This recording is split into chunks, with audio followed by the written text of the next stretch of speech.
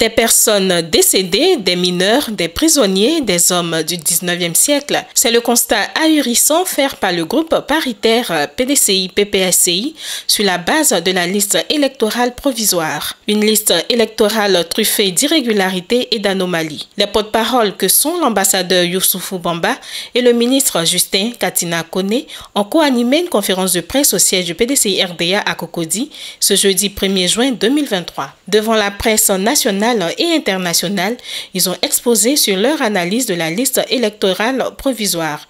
Les premiers résultats qui en découlent sont 1. La présence de personnes mineures sur la liste électorale provisoire.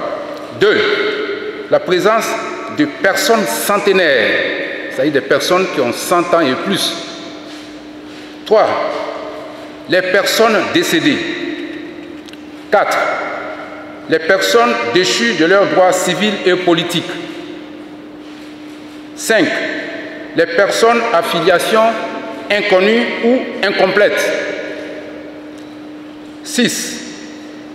La croissance exponentielle des électeurs inscrits sur la liste électorale dans certaines zones du pays. 7. Les déplacements des lieux de vote d'une commune à une sous-préfecture et inversement. 8. La non-conformité de la liste électorale provisoire remise aux partis politiques. Donc, cette non-conformité en rapport avec les exigences du Code électoral, notamment l'article 7 du Code électoral. 9. La création de nouvelles communes sans information préalable du public. Et 10. La suppression de certains lieux de vote importants sans information préalable. De manière directe, sur une base scientifique, avec des chiffres et des exemples, tous les points ont été passés au peigne fin. Au titre de la présence des personnes mineures, on relève de nombreux cas de mineurs inscrits sur la liste électorale provisoire en violation de l'article 3 du Code électoral.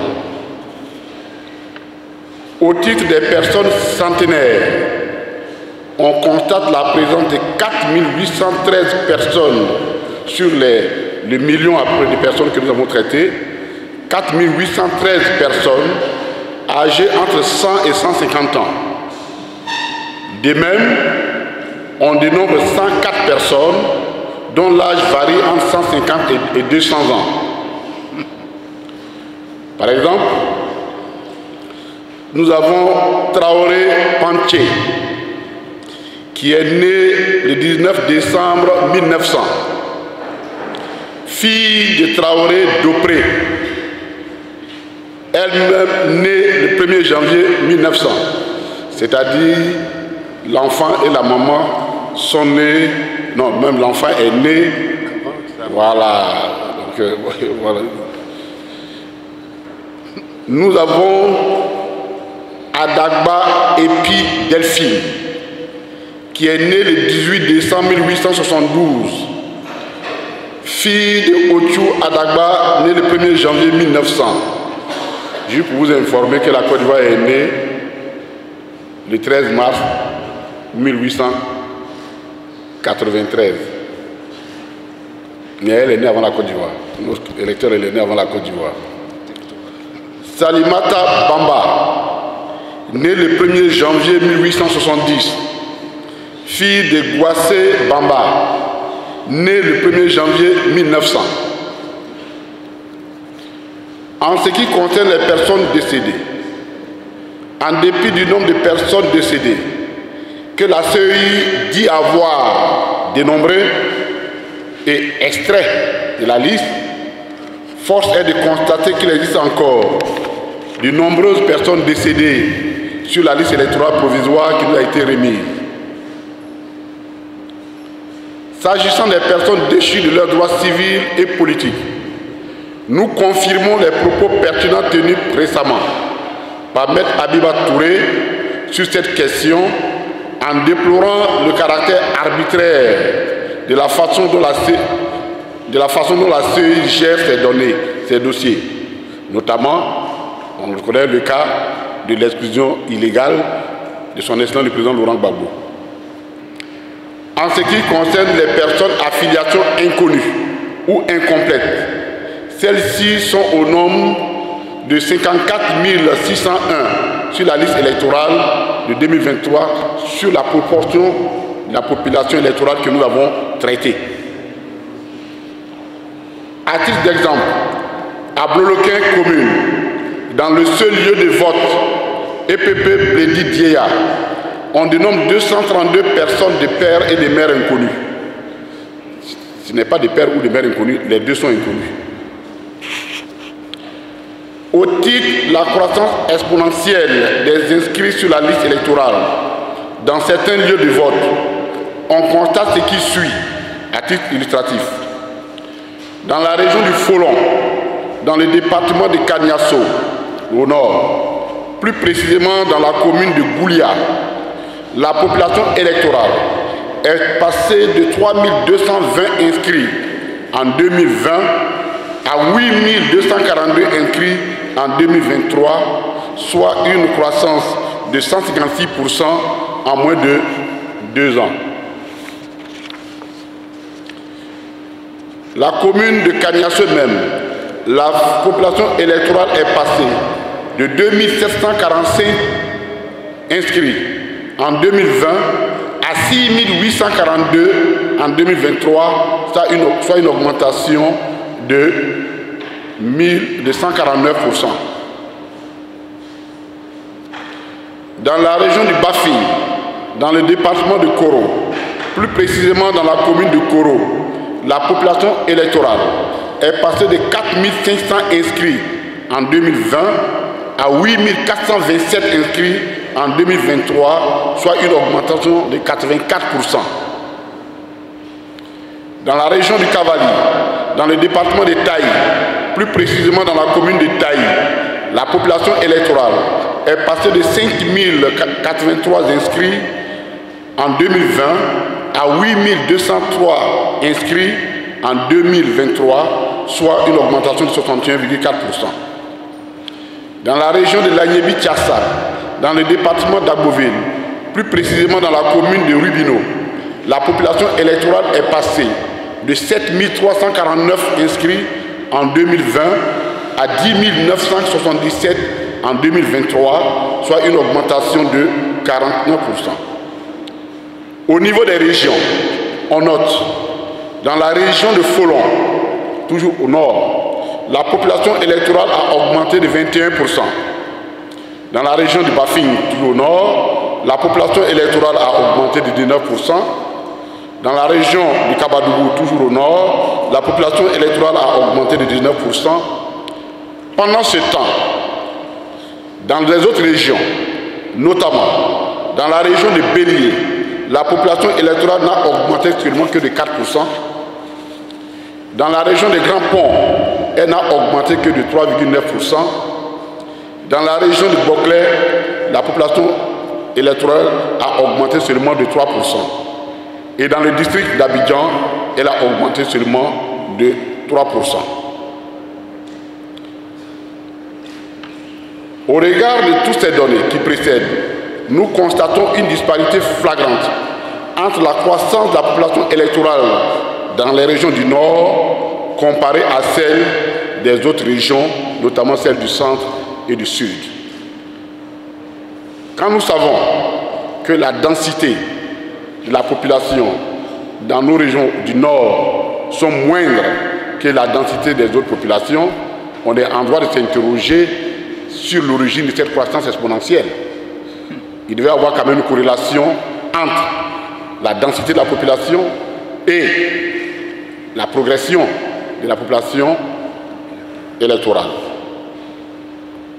Concernant les déplacements des lieux de vote d'une commune à une sous-préfecture et vice-versa, on constate que 365 lieux de vote ont été déplacés d'une sous-préfecture vers une commune et 123 lieux de vote ont été déplacés d'une commune vers une sous-préfecture sans aucune explication. Par exemple, dans la région du Gor, à Gagnoa, 25 lieux de vote ont été déplacés de la sous-préfecture vers la commune. À Ouragayo, commune, les lieux de vote EPC Bakpekou 18 EPP Kwakuku Kao. Initialement, dans la commune se retrouve dans la sous-préfecture, avec 1700 électeurs qui sont concernés. Dans l'Ayembi Tchassa, dans la commune d'Azagdié, les 4 lieux de vote que comptait la sous-préfecture ont été transférés dans la commune avec 800 électeurs concernés. Dans l'Ayembi Tchassa toujours, dans la commune de Rubino, les 4 lieux de vote initialement installés dans la sous-préfecture ont été transférés dans la commune, avec plus de 1000 électeurs concernés. En ce qui concerne la liste électorale provisoire remise aux partis politiques, nous déplorons sa non-conformité avec les exigences du code électoral, notamment la disponibilité des données biométriques. C'est pourquoi nous estimons que la liste électorale provisoire remise aux partis politiques est incomplète. Il faudra bien rappeler que dans l'article, au terme des dispositions de l'article 7, elle a une série d'éléments qui composent la liste électorale. Et parmi ces éléments, les données biométriques sont des données essentielles. C'est tout cet ensemble qui fait la liste électorale. Donc on nous a donné une liste électorale sans les données biométriques. C'est-à-dire qu'une partie importante de la liste électorale n'a pas été mise à la disposition du public et des partis politiques. Donc la liste est incomplète, puisque l'article 7 a défini la liste et les compositions de la liste électorale. Au titre de la création d'une nouvelle commune sans information préalable, nous notons la commune d'Atoutou, dans le département de Jacquesville. Cette commune a été créée sans information pour le public, on ne sait pas. On sait qu'il y a une commune là-bas avec des personnes qui ont été affectées pour être élues, et un électorat affecté à cette commune, mais nous ne savons jamais, n'avons jamais appris qu'une commune a été créée dans cette localité. Bon, c'est une commune clandestine, vous n'avez pas de choses. En d'autres termes, la commune d'Atoutou existe uniquement sur la liste électorale et il n'est pas exclu qu'il existe de nombreuses autres centres dans ce cas-là. Enfin, nous notons la disparition de certains lieux de vote importants sans information également. À titre d'exemple, dans la commune de Yopougon, le lieu de vote groupe scolaire Kouté 1, 2, 3 et 4 a été supprimé et en le supprimant, c'est 3714 électeurs qui ont disparu. Dans la commune de Krouyo, ils ont mis commune de Krouyo, mais nous voulons rappeler qu'au Krouyo, il n'y a pas de commune, c'est une sous-préfecture. Mais eux, dans les documents, ils ont mis commune de Krouyo. Alors on ne sait pas si ça suit le même traitement qu'à Toutou, qu'ils ont créé ça aussi sans nous dire. Donc, dans cette commune, dans la région de la Nawa, le lieu de vote Sipekfi Ottawa, avec 1364 électeurs, a été supprimé. Dans la région de la Maraoué, dans la commune de Bonon, le lieu de vote Foyer Mission Catholique a été supprimé avec 1089 électeurs impactés, donc qui ont disparu. Nous rappelons que c'est uniquement sur la base de la portion de la population sur laquelle nous avons travaillé, et en si peu de temps, en moins de 3 jours. Le groupe paritaire PDCI-RDA-PPACI a par la même occasion demandé un délai de 1 mois pour un meilleur suivi du contentieux afin d'éviter des élections injustes.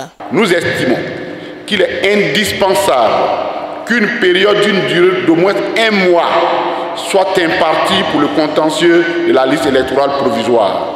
Nous nous en donnons seulement que 10 jours. Seulement 10 jours. Avec autant d'anomalies, nous pensons qu'il faut étendre cette période-là, parce que la liste, elle est grossièrement truffée d'anomalies. Un clin d'œil a été fait sur les propos du directeur général du Trésor et de la comptabilité publique, des propos jugés scandaleux selon l'ambassadeur Youssoufou Bamba. Il a dit exactement que si vous ne votez pas nos candidats, vous allez vous-même chercher les moyens pour construire vos routes et vos écoles. Voilà ce qu'il a dit. Mais c'est grave. C'est grave parce que ces propos émanent du plus grand argentier de Côte d'Ivoire. C'est monsieur le directeur général du Trésor et de la comptabilité publique. c'est une manifestation d'un conflit d'intérêts. En d'autres termes, on dirait même que c'est un délit d'initié. Et puis, il s'agit d'un chantage odieux à la dignité humaine. Vous allez demander à la population, elle dit, si vous ne votez pas nos candidats, vous allez vous-même chercher les moyens pour construire vos routes et vos écoles. Mais c'est quand même grave, c'est scandaleux. Pourquoi on puisse relever ça? Du reste, le groupe parlementaire du PDCI à l'Assemblée nationale et au Sénat ont fait une déclaration pour fustiger ces genres de propos irresponsables.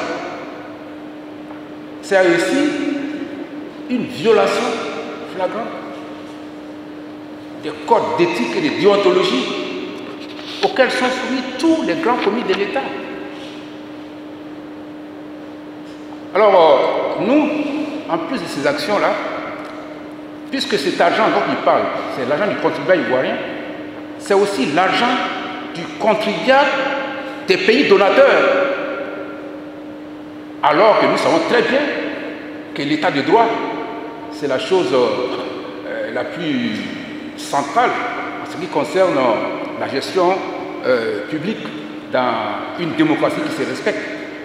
Et c'est le cas dans ces pays donateurs. Nous allons donc interpeller nos partenaires au développement pour marquer du doigt cette violation des principes, parce qu'il s'agit d'une discrimination inacceptable qui viole beaucoup de conventions internationales, notamment le pacte international pour les droits civils et politiques. Parce que c'est priver les populations de leurs droits. C'est, comment ça s'appelle, les induire en erreur en faisant croire qu'ils sont obligés de voter tel pour pouvoir avoir le bénéfice des investissements publics qui sont votés par l'Assemblée. Donc, ça nous donne l'occasion de nous prononcer et de protester avec la dernière énergie contre cette dérive autoritaire qui, du reste, est la marque de fabrique de ce régime. Et nous devons continuer de les dénoncer pour arrêter cette hémorragie de déficit démocratique dont nous sommes tous victimes. Rappelons que le contentieux de la liste électorale provisoire a débuté ce jeudi 1er juin 2023.